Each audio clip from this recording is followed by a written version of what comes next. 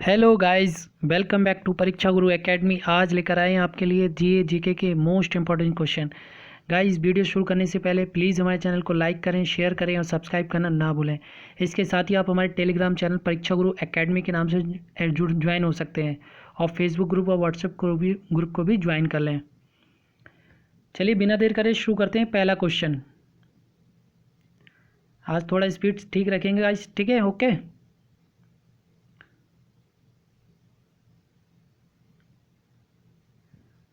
देखें पहला क्वेश्चन, भारत ने ओलंपिक खेलों में अपना प्रथम स्वर्ण पदक किस वर्ष जीता था? 1918, 1922, 1928 या 1932? तो भारत ने ओलंपिक खेलों में अपना प्रथम स्वर्ण पदक किस वर्ष जीता था? तो इसका राइट आंसर हो जाएगा ऑप्शन सी, 1928 में। अच्छा, पहली बार ओलंपिक खेल कब शुरू हुए? तो 1896 में एथेंस ग्रीस में शुरू हुए। और इसकी शुरुआत का पिता किसे बोला जाता है ओलंपिक खेलों का पिता? तो आपका प्योरे डी कुबर्टियन। ठीक है, चलो बढ़ते हैं क्वेश्चन नंबर सेकंड की ओर। स्वर्ण मंदिर का संबंध किस धर्म से है? हिंदू धर्म, जैन धर्म, बौद्ध धर्म या सिख धर्म? तो स्वर्ण मंदिर का निर्माण के मतलब संबंध किससे है कहाँ पर आपका? ये अमृतसर में। इजी क्वेश्चन है गाइज ये तो इसका राइट आंसर हो जाएगा ऑप्शन डी, सिख धर्म से। स्वर्ण मंदिर का संबंध सिख धर्म से है। और इसकी स्थापना एक पाकिस्तान, उस टाइम लाहौर में लगता था, लाहौर इंडिया में ही था उस टाइम। तो आपके एक संत थे मीर मियाँ करके, उनके कहने पे, और एक संत और थे इंडिया के, उनके कहने पे ये बनाया गया था। और चौथे सिख गुरु जो थे आपके रामदास के कहने पे, क्या था? चौथे सिख गुरु रामदास ने ये बनवाया था। ठीक है, चलो बढ़ते हैं आगे। क्वेश्चन नंबर थर्ड, गुजरात राज्य की राजधानी कहाँ है? अहमदाबाद, गांधीनगर, भावनगर या सूरत?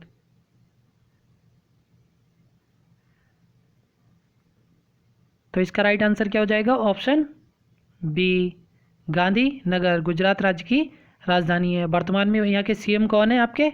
तो सीएम है आपके विजय रूपाणी यहाँ के सीएम है। और गवर्नर कौन है? तो आचार्य देवव्रत यहाँ के गवर्नर हैं। गाइज, मैं हर वीडियो में आपको एक सीएम और एक गवर्नर के बारे में ज़रूर बताता हूँ, ताकि आपको हर राज्य के बारे में नहीं बताता हूँ ताकि आप याद ना कर पाएँ। मैं हर एक वीडियो में एक राज्य के बारे में ज़रूर बताता हूँ, सीएम और गवर्नर दोनों के बारे में। फिर धीरे धीरे हम इनकी लोकसभा सीटें, राज्यसभा सीटें, और फिर इनका वो फूल कौन सा है, राज्य का फूल कौन सा है, राज्य का पक्षी कौन सा है, सारी बात डिस्कस करेंगे। अभी मैं चाह नहीं रहा हूँ कि आपको एक साथ सारी चीज़ें बताएंगे तो फिर ऊपर से जाने लगेंगी, याद रख पाना थोड़ा मुश्किल होता है। चलो क्वेश्चन नंबर 4 देखते हैं। जल सरोवर पक्षी अभ्यारण्य किस राज्य में है? महाराष्ट्र, केरल, कर्नाटक या गुजरात?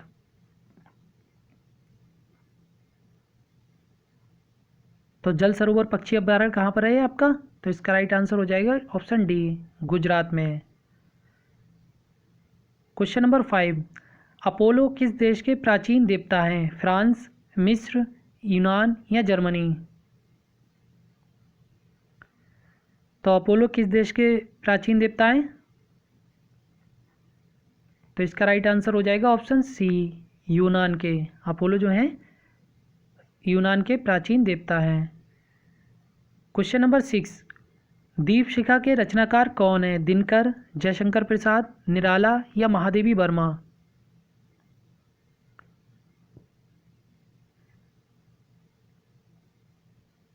तो इसका राइट आंसर हो जाएगा ऑप्शन डी, महादेवी वर्मा दीपशिखा के रचनाकार हैं। गिलहरी वाली एक कहानी थी जो आप लोगों ने सुनी होगी, इनकी बहुत फेमस इनकी कहानी थी गिलहरी वाली।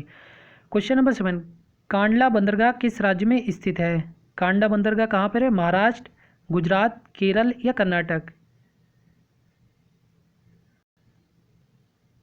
कांडला बंदरगाह, तो इसका राइट आंसर हो जाएगा ऑप्शन बी, गुजरात में। और इसे ज्वारीय बंदरगाह भी बोला जाता है, ज्वारीय बंदरगाह भी बोला जाता है। ऐसे मुक्त व्यापार बंदरगाह भी बोला जाता है, ज्वारीय बंदरगाह भी बोला जाता है। अच्छा, सबसे गहरा अगर पूछा जाए तो आपका कौन सा हो जाएगा, विशाखापट्टनम बंदरगाह। और सबसे बड़ा पूछा जाए बंदरगाह तो कौन सा है, तो आपका है मुंबई हाई, जो कि आपका महाराष्ट्र में है। क्वेश्चन नंबर 8, वर्तमान में पंचाल को किस नाम से जाना जाता है, पांचाल को, हरियाणा, पंजाब, उत्तर प्रदेश या जम्मू कश्मीर। तो प्राचीन नाम होगा पांचाल, तो किस राज्य का नाम है, तो इसका राइट आंसर हो जाएगा ऑप्शन बी, पंजाब को। वर्तमान में पंचाल जो जाना जाता है वो आपको पंजाब को जाना जाता है, इसका प्राचीन नाम है पंजाब। अच्छा, पंजाब के सीएम कौन है, तो अमरिंदर सिंह, पंजाब के अमरिंदर सिंह सीएम है। और गवर्नर कौन है, तो बीडी बदनौर करके याद रख लिए, बदनौर, बीडी बदनौर करके हैं, ठीक है। क्वेश्चन नंबर 9, किस देश के पास परमाणु कार्यक्रम नहीं है, भारत, पाकिस्तान, यूएसए या डेनमार्क। तो किस देश के पास परमाणु कार्यक्रम नहीं है,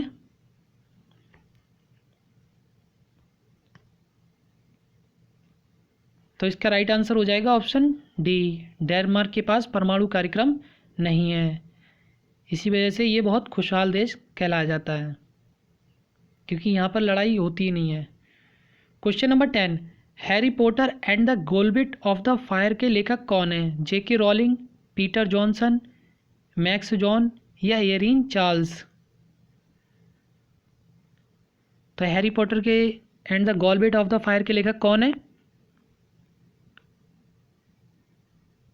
तो इसका राइट आंसर हो जाएगा option A, J K Rowling. Screenshot ले लो, इंपॉर्टेंट क्वेश्चन है ये। हैरी पॉटर जो मूवीज़ वगैरह हॉलीवुड की थी वो उसी के ऊपर है। क्वेश्चन नंबर 11, भारत का 28वां राज्य कौन है, छत्तीसगढ़, झारखंड, तेलंगाना या उत्तराखंड।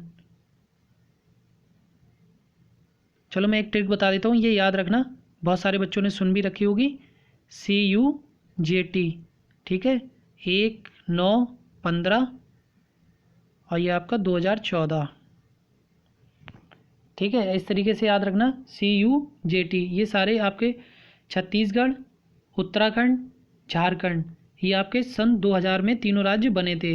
1 नवंबर 2000 को आपका बना छत्तीसगढ़, ये आपका 26वां राज्य बना। और उत्तराखंड बना आपका 27वां राज्य। और 28वां राज्य बना आपका झारखंड। 29वां राज्य कौन सा बना था आपका, तेलंगाना, ठीक है, 29वां राज्य आपका तेलंगाना बना। तो 1 नवंबर 2000 को आपकी छत्तीसगढ़ की स्थापना हुई, 9 नवंबर 2000 को आपकी उत्तराखंड की स्थापना हुई, और 15 नवंबर 2000 को आपकी झारखंड की स्थापना हुई, जो कि 28वां राज्य बना। तो इसका राइट आंसर क्या हो जाएगा, ऑप्शन बी, झारखंड। और 2 जून 2014 को आपका तेलंगाना नया राज्य बना, आंध्र प्रदेश से अलग होकर। आगे समझ में, ये ट्रिक याद रखना, बहुत सारे बच्चों ने पढ़ भी रखी होगी, इंपॉर्टेंट है। देखिए गाइस, क्या होता है, कुछ चीज़ों में आपको ट्रिक याद रखना पड़ती है, जिससे कि क्या हो जाता है, आपको जो बार बार रिपीटेड क्वेश्चन होते हैं वही पूछे जाते हैं। अब ये क्वेश्चन हर बार आ जाते हैं कि 26वां राज्य कौन सा, 27वां, 28वां, तो इसे याद कर लो, ठीक है। इधर याद रखना है CUJT, तो आपका C से हो गया छत्तीसगढ़, U से उत्तराखंड, J से झारखंड, और इधर इधर रखना है एक 1915, 1915, और आपको पता ही है 2000 में बना। और T वाला जो है आपका तेलंगाना 2 जून 2014 को बना, ये तो याद रख ही सकते हैं। और इधर 26, 27, 28। क्वेश्चन नंबर 12, गरीबी रेखा का मापन किस आधार पर किया जाता है, प्रति व्यक्ति आय, रोजगार की दर, कैलोरी खपत या रहन सहन। तो गरीबी रेखा का मापन किस आधार पर किया जाता है,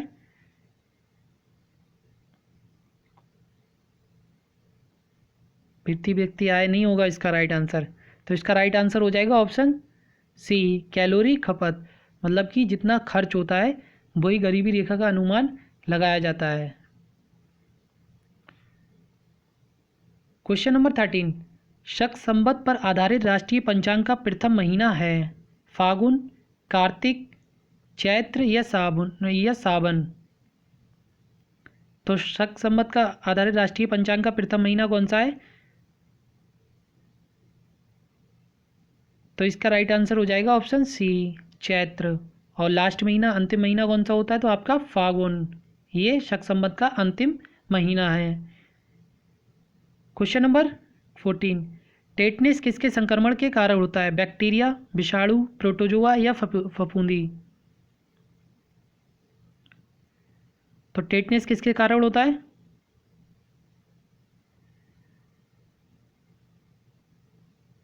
तो इसका राइट आंसर हो जाएगा ऑप्शन ए, बैक्टीरिया।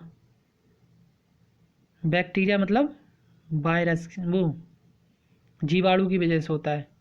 टेटनेस आपका जीवाणु की वजह से होता है। मैंने उस दिन आपको बताया था एक टीका लगता है बचपन में, ये डीपीटी का, ठीक है, जो 80 से 90% जो होता है वो सुरक्षा करता है। डीपीटी का क्या होता है? मतलब होता है डिप्थीरिया, पर्ट्यूसिस और टेटनेस का टीका लगता है।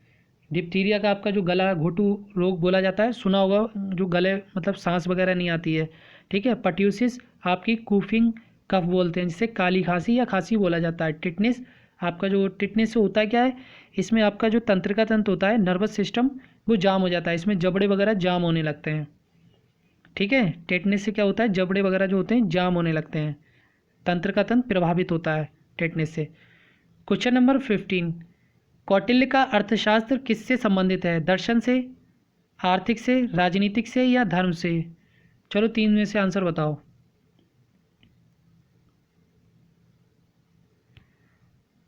तो कौटिल्य का अर्थशास्त्र किससे संबंधित है?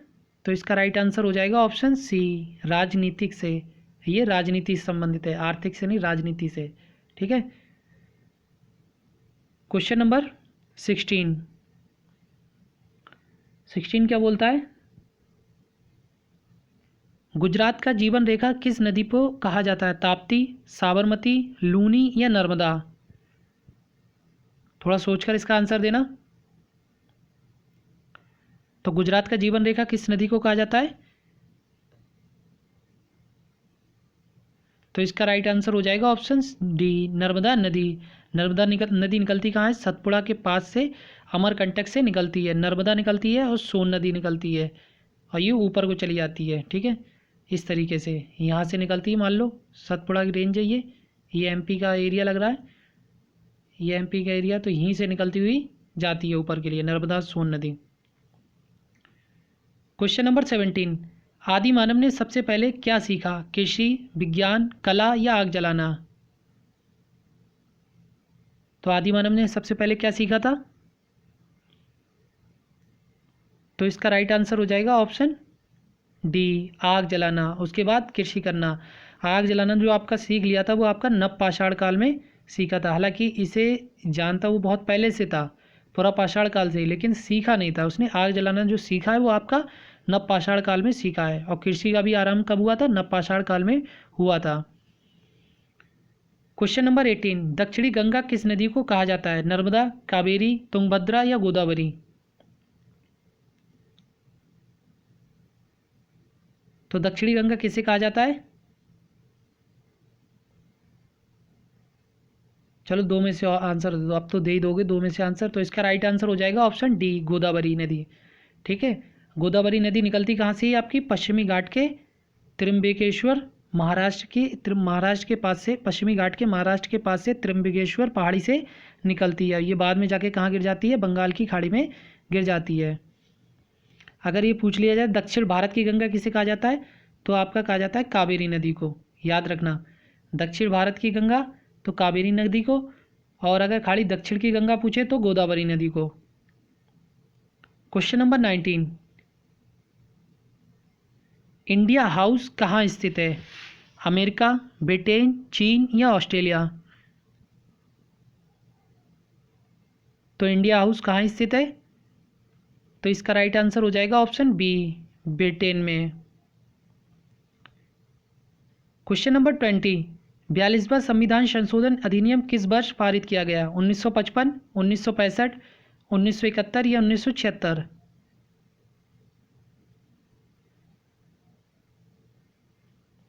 गाइस इसके बारे में मैंने आपको पॉलिटी वाले में 42वां संविधान संशोधन के बारे में और जितने भी संविधान संशोधन हुए, अमेंडमेंट हुए, सबके बारे में मैंने डिटेल से बताया। अब इस वीडियो में मैं हर चीज़ को डिटेल से नहीं बता सकता, मुझे लगता है कि ये बताने का तो मैं उसी को बताता हूँ, क्योंकि पता है आपको 40 क्वेश्चन होते हैं, अगर हर किसी के बारे में डिटेल से बताएंगे तो फिर वीडियो बनती चली जाएगी। तो ईजी क्वेश्चन था, तो इसका राइट आंसर हो जाएगा ऑप्शन डी 1976। और इसमें कौन कौन से शब्द जोड़े गए?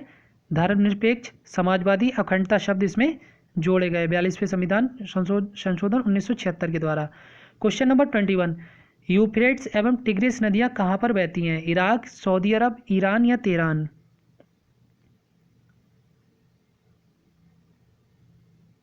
चलो इनमें से दो में से आंसर दे दिया है, क्योंकि ये नए क्वेश्चन है।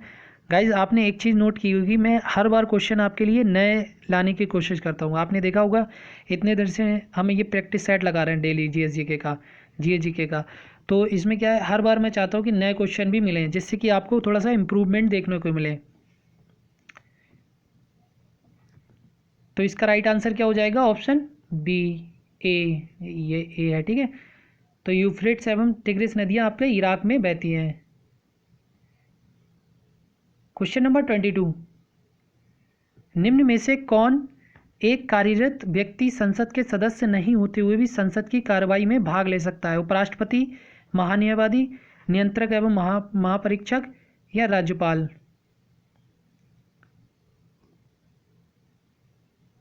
संसद की कार्रवाई में भाग ले सकता है।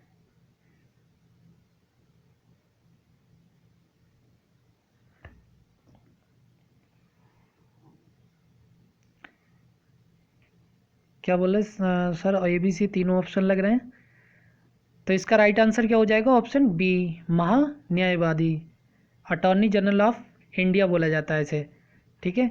और ये कौन से आर्टिकल के अंतर्गत आता है? ये 76वें आर्टिकल के अंतर्गत आता है। इसका क्या मतलब होता है, क्यों होता है महान्यायवादी?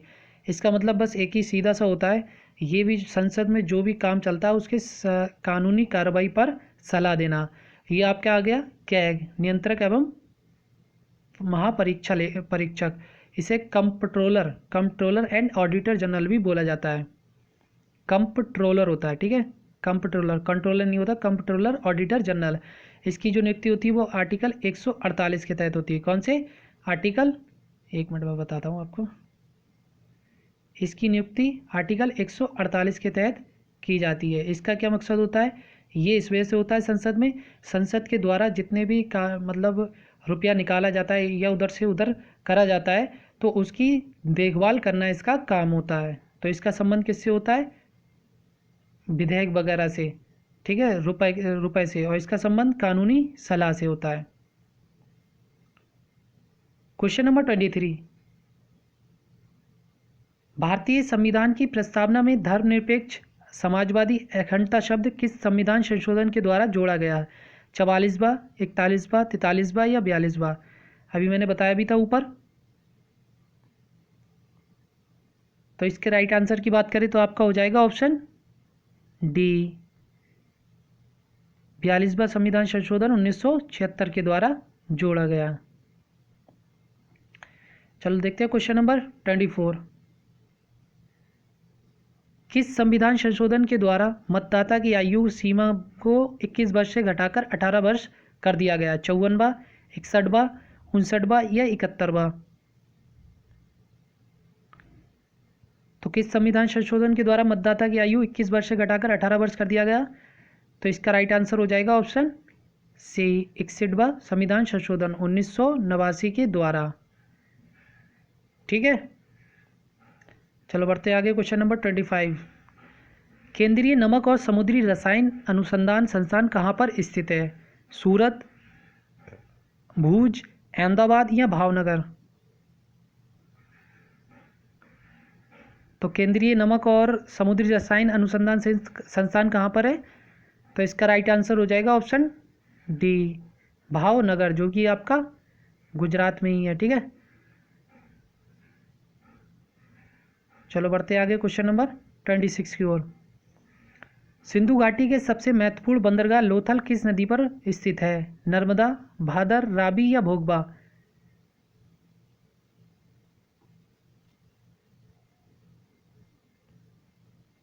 तो आपका तो लोथल किस नदी के किनारे बसा हुआ है? तो इसका राइट आंसर हो जाएगा ऑप्शन डी, भोगवा नदी के किनारे। और लोथल की खोज किसने की थी?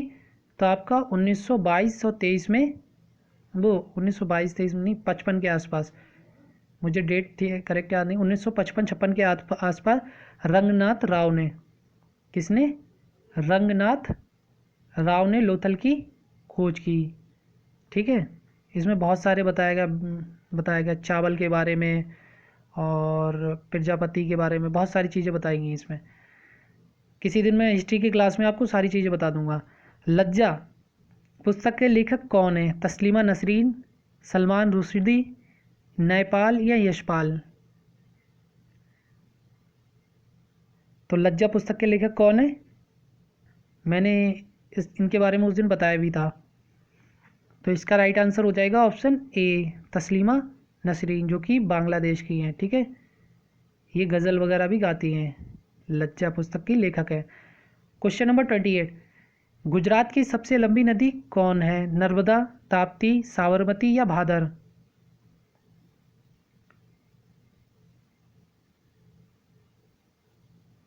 तो गुजरात की सबसे लंबी नदी कौन सी है?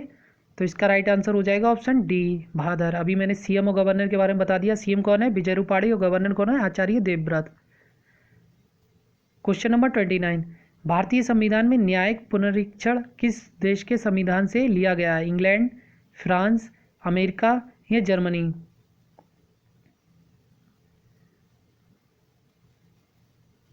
तो किस देश के संविधान से लिया गया है? न्यायिक पुनर्विलेखन, मतलब कि दोबारा से वो, जैसे कि हो जाना, न्यायिक पुनर्विलोकन,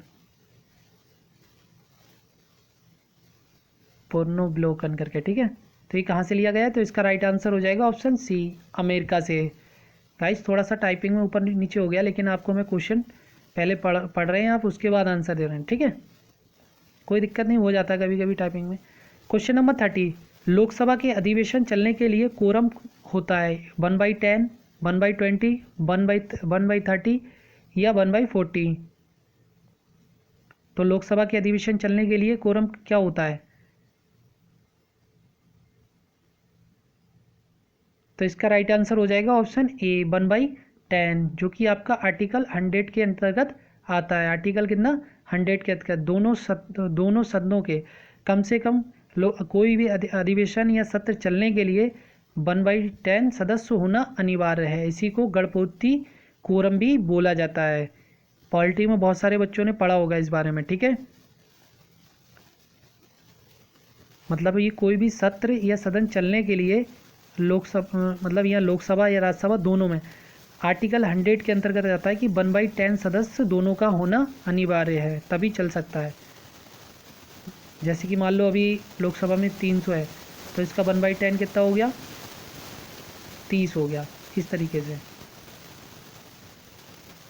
31 क्वेश्चन क्या बोलता है? एक लैंप की बत्ती में तेल ऊपर चढ़ने का कारण क्या होता है? पृष्ठ तनाव, केशिकत्व, गुरुत्वाकर्षण या अपकेंद्रीय बल? आप कमेंट ही मत कर देना सर आपने 300 सीटें बताई थी। हाँ पता है मुझे, 552 होती हैं। तो इसका राइट आंसर हो जाएगा, क्या हो जाएगा इसका राइट आंसर? ऑप्शन बी, केशिकत्व के कारण। लैंप की बत्ती जो तेल ऊपर चढ़ता है वो केशिकत्व के कारण चढ़ता है। केशिकत्व के कारण जो होता है, पेड़ जो होते हैं वो जल नीचे जल ऊपर के लिए सोखते हैं। ठीक है, केशिकत्व के कारण। क्वेश्चन नंबर 32, भारतीय संविधान सभा के अध्यक्ष कौन थे? पंडित नेहरू, डॉक्टर अंबेडकर, सरदार वल्लभ भाई पटेल या डॉक्टर राजेंद्र प्रसाद? तो भारतीय संविधान सभा के अध्यक्ष कौन थे?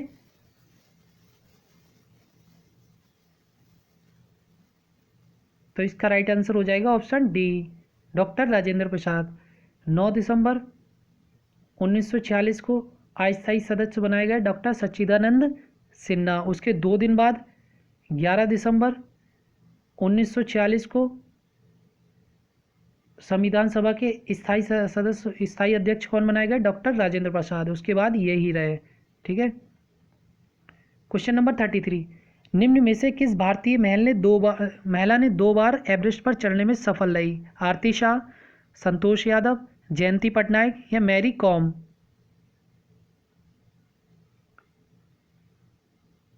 दो बार एवरेस्ट पर चढ़ने में सफल रही।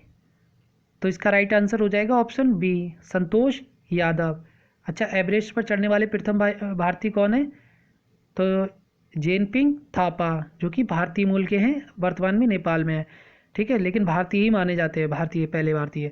ठीक है, और दूसरी पहली भारतीय कौन है एवरेस्ट पर चढ़ने वाली? तो आपकी है बछेंद्री पाल, माउंट एवरेस्ट पर। ठीक है, और इसकी ऊंचाई कितनी है? 8,851 मीटर। क्वेश्चन नंबर 34, वर्तमान समय में संपत्ति का अधिकार किस श्रेणी में है? मूल अधिकार, कानूनी अधिकार, ए और बी दोनों, या इनमें से कोई नहीं? तो इसका राइट आंसर हो जाएगा ऑप्शन बी, कानूनी अधिकार है। और ये किस में आ गया? आपका आर्टिकल 300 आ के अंतर्गत आता है, आ या का। ठीक है, इंग्लिश में हिंदी में दोनों में अलग अलग चलता है। 300 आ के अंतर्गत आता है। अच्छा, अगर संपत्ति का अधिकार मूल अधिकार हो जाता तो एक आदमी सारी जगह पर कब्जा कर लेता, बोले हमारा ये तो फंडामेंटल राइट है।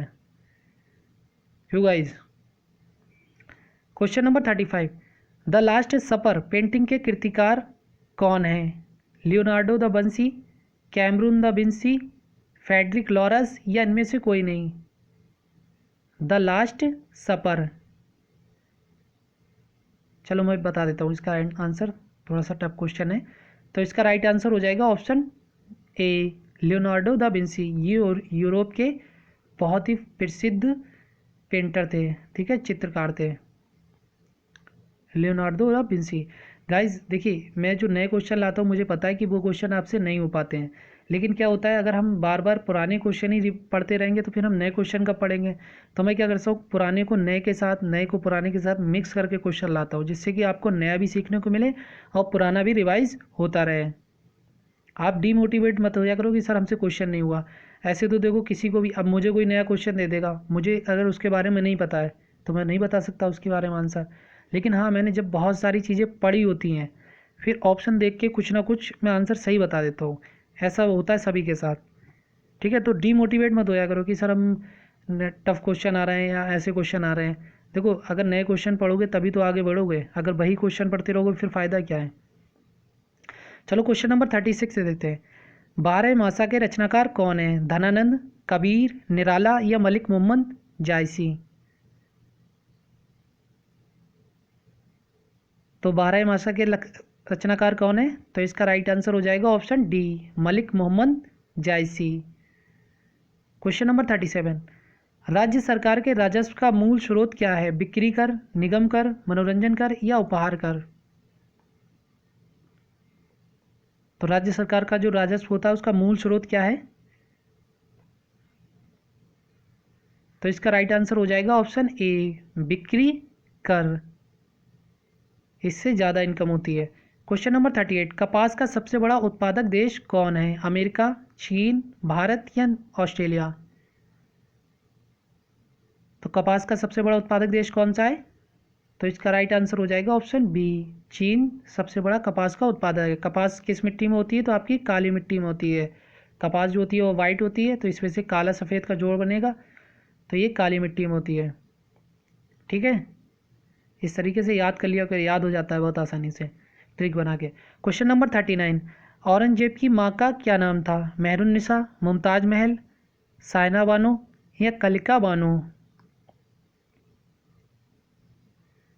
तो औरंगजेब की माँ का नाम क्या था?